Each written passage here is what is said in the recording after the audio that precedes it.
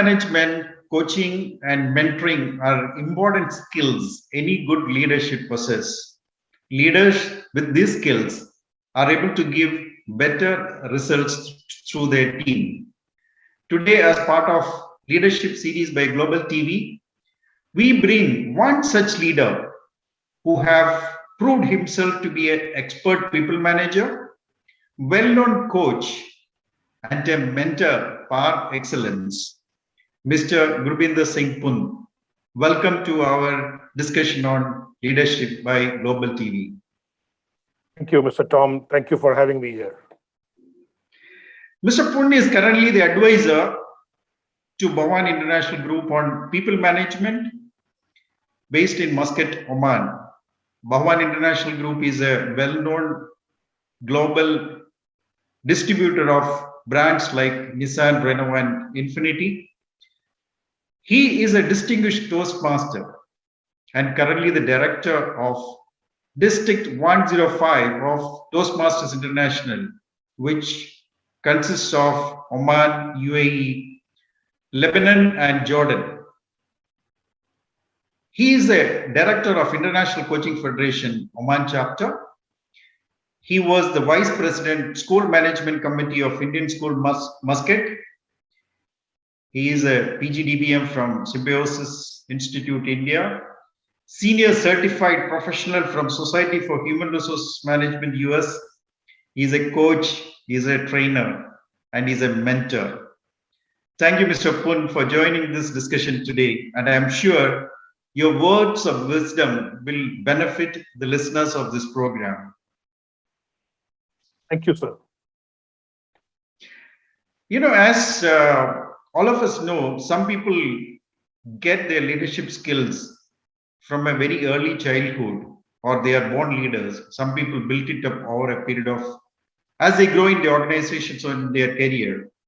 So what has been your experience? If you tell, were you a leader from an early age, or you built up your leadership skills as you grew in the organizations?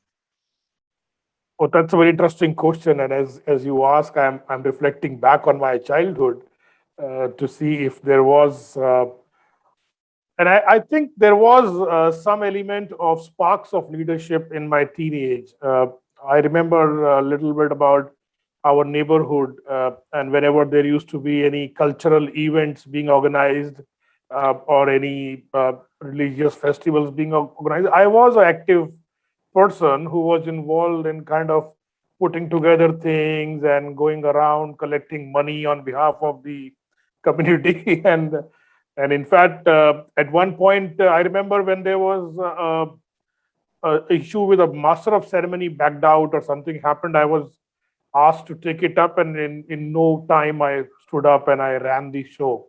So if you would call that as beginning of the leadership seed, I think there was some elements in me at that point, though I would have not known it, whether it was leadership or it was just a trait. Those small things which you did in your teenage would have definitely building up your confidence as a leader. Do you think your style of leadership, you have completed more than 30 years in your career, has your style of leadership changed over the years, or it has been similar? Oh, it has changed. It has gone through many changes, many evolutions from the time I started working. Most of us become leaders in our corporate career, and when we get the first leadership position, I was given the responsibility of running a group of corporate workers. I defined leading more as a noun, and I felt that the position is what it means to be a leader, and it is about not doing something as a leader, but just being a leader. So I started from that leadership aspect, that now I have been given the title of a manager, so I am a leader. So let me just start from here. But over the years, that waved off, and I think I moved more evolved into becoming a leader that people would follow voluntarily, and not because I was given a title by my organization. And that's one big change I see in my leadership style over the years. Some other changes which over the period of 3 decades happened was to move from being a unprepared leader to a prepared leader. So when I now take up a leadership position, I kind of do my research. I try to collect as much information and also try to be more prudent in what leadership position I'm taking rather than blindly taking up a position and then regretting this was not for me. So yes, there has been many changes and we evolve. I guess it's true for most of us. We evolve in our leadership journey uh, based on the environment that we are in, based on the people that we meet. And so that's what happened to me as well. Yes, you're right.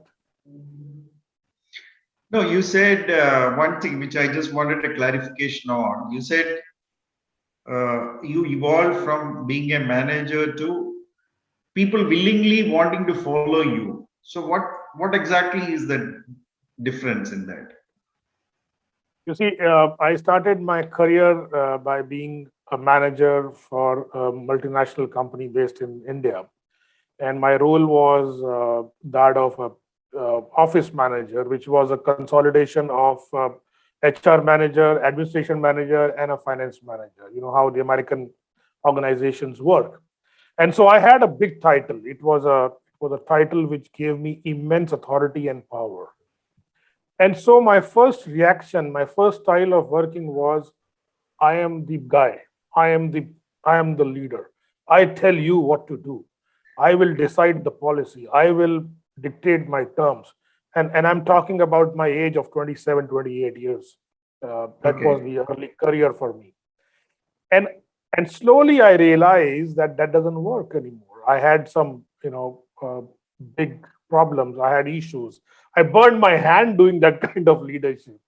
And one of the lessons I learned in that learning was that if you shift from a positional leadership to a action leadership and people see what you are doing. So I started to not knowingly perhaps, but change my style. And as I did that, I saw more and more people from around the world kind of started to work with me closely, agree to what I'm saying. And in fact, it reached a situation once that a lot of people wanted to be in part of my team because I was not throwing my weight around, but I was carrying people around. So I guess that's what it means when I shifted from being a noun to a verb, from being a position to doing something. So you mean to say the acceptance level came in, or as you started doing things in a different way, Yes. and you learned it as you grew in the Yes. organization, or as I you learned changed it. you. I learned it in the company of good leaders, good mentors, and by my experiences as well. What is the meaning of prepared to be a leader? Because you use this word. I learned how to prepare myself to be a leader. One of the things that happens in the corporate world for us is that we move department to department or we move organization to organization. And when we do that, we start a completely new journey. And if I'm not prepared for that journey, like I'll give my example in my last shift, I was heading a support function of a customer service nature. And about a year back, I was moved into heading a people resources function. Now it's a shift. I'm taking up a new leadership position.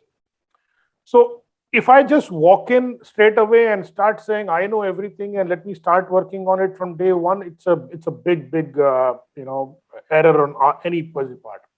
So preparing for a leadership position means knowing everything that it will take for you to be successful as a leader. It could be a corporate leader. It could be a leader in a non-profit organization. It could be a leader in a community. So first, my preparation when it starts now happening is first understanding the environment. Where am I going? What is happening in that environment? What is being talked about and what is not being talked about? Who are the stakeholders who are critical in that environment? And who are the stakeholders who are not visible, but they have a big role to play in that? Very And so nice. being prepared and then going over that preparation and mentally and physically and in all elements of your life, you are then ready to take it up in a much more prepared manner rather than Excellent. blindly Excellent. walking into something. That's what I Very meant by that. nice. Very nice view of, I mean, how to get across and take a new leadership position. Now, is there any person who has influenced your leadership as you, maybe within organizations you worked, or maybe in your childhood from your parents, whatever? I mean, Well, I get influenced by many people, and I would not say one person. In 30 years, I would not say this one guy influenced me and nobody else did. Everybody influences me, and I strongly believe in learning from everybody possible. I have learned from security guards, and I've learned from drivers, and I've learned from CEOs. I'll share two examples with you, if you will allow. I used to work for a training organization in India, and it was a large-scale training company delivering to uh, almost every single automobile company and large corporates.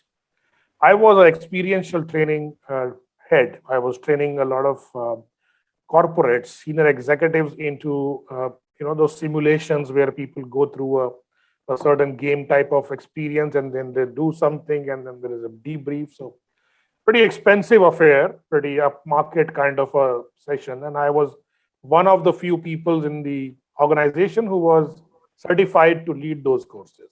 So I was based in New Delhi, and I was given a role to travel to Bangalore and do a session in Bangalore. And it was for a very high-end corporate based in Bangalore, for about 100 of their senior CEOs and MDs who were to be taken through that simulation.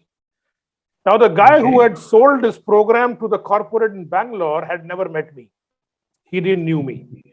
So he had no idea whether I will succeed or whether I will fail. And for him, the stakes were very high because he had promised, everything to that corporate. So he called up my boss, who was in Delhi, and his name was Mr. Dipankar Paul. He was a head of training for NIS Sparta. And he called him up and he says, will the program run successfully, or you feel it might bomb? And this person, he walked up to my desk carrying his mobile phone, put it on the speaker phone, kept it on my table, and he told that guy, I am sending you the best of my fighter pilot. But the best of the fighter pilots also crash sometimes. It doesn't mean he doesn't know how to fly. wow. So that gave me that day so much of encouragement, so much of inspiration, that this person believes in me so much. And I need to make sure I put in 500% of my efforts and my energy to make sure this program succeeds. And I learned that lesson of leadership. So he inspired me, and I keep doing it now whenever I get an opportunity to show trust in people, to believe people. And that works very well for me. So that's one of the persons. And if I might share one more with you, and it's coming from a carpenter.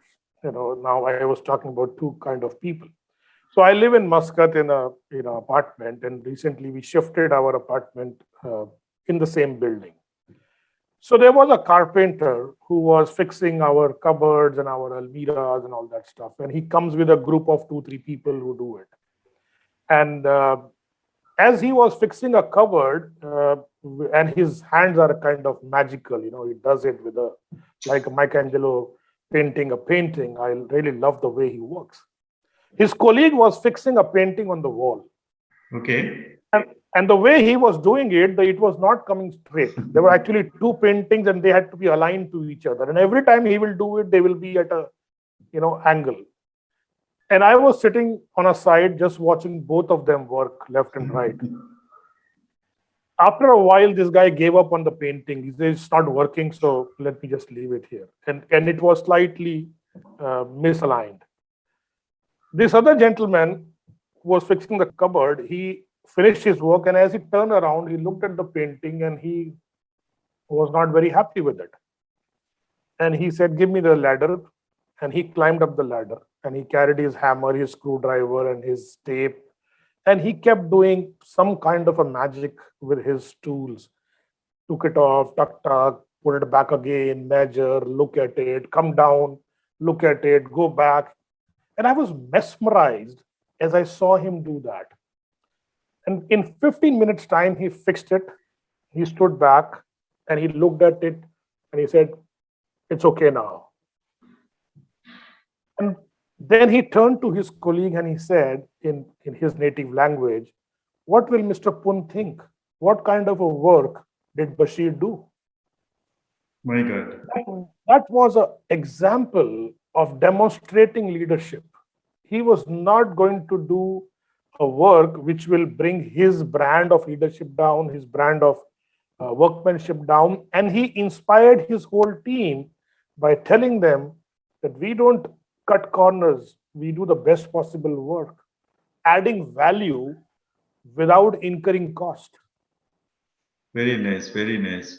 You can learn from everybody if you are open to learning from everybody. And you cannot learn from anybody if you think you know everything. You're a Toastmaster for 15 years, and currently you're the director of District 105. Did Toastmaster learning help you in your leadership journey? Oh, yes, immensely, immensely. In fact, when I joined Toastmasters, I didn't knew that what it will do to me. I just walked into it out of my curiosity because a friend invited me to join, and I said, "Okay, sure, let's do it." But as I started to get more engaged with the Toastmasters, I came to know that the tagline is "where leaders are made." And I used to wonder, what does it mean where leaders are made? Because I used to take pride in saying I'm a leadership coach and leadership trainer. And what can Toastmasters give me as leadership lessons? But over time, I realized that working with volunteers as a leader is much more complex and difficult than working as a corporate leader, because these people are not working for you for money. Then you don't control their holidays, you don't give them promotions.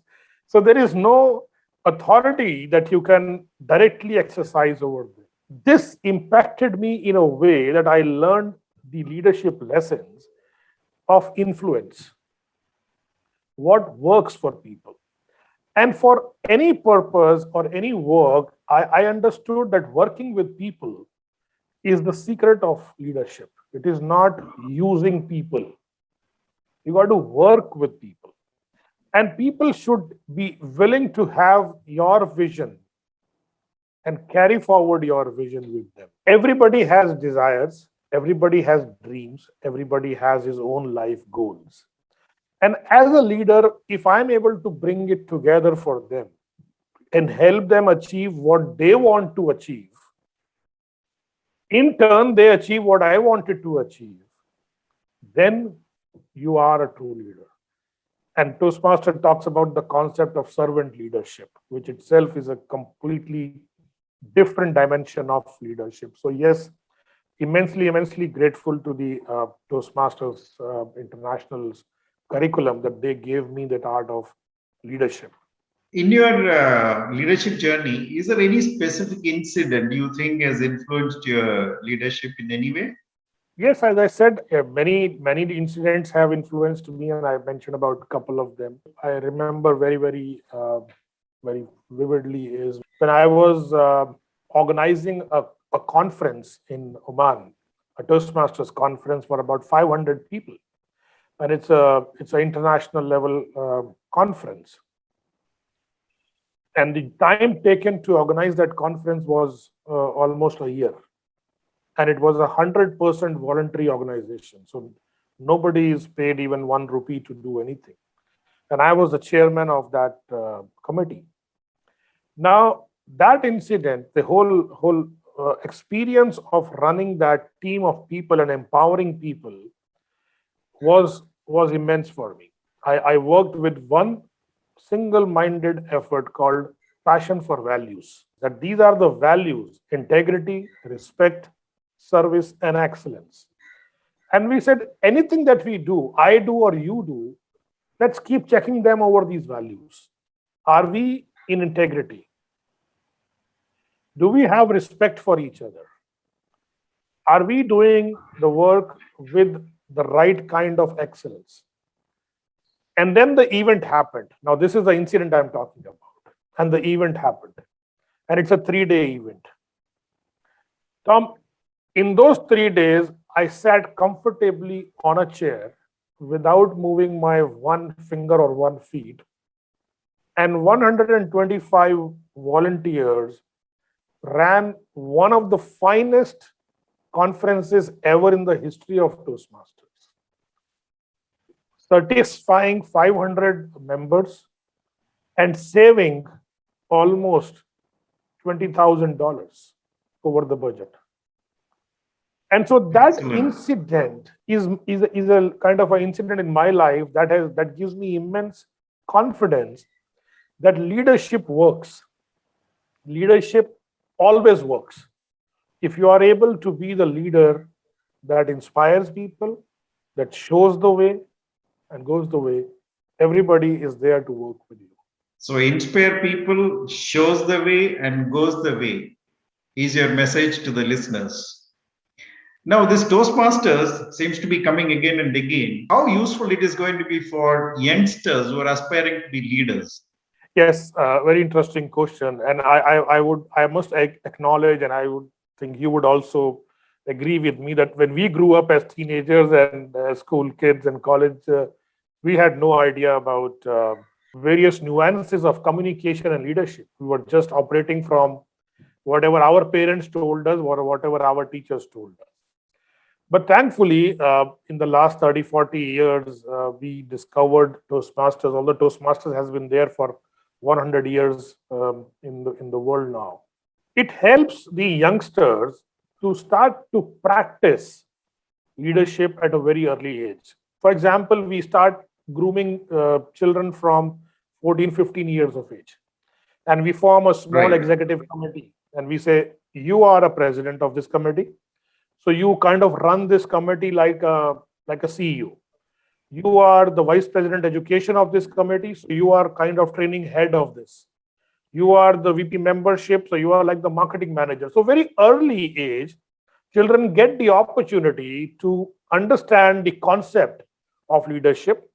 And again, we are talking voluntary members here. Nobody is working for you for money. So how will you get the work done from another child who you don't have any control over?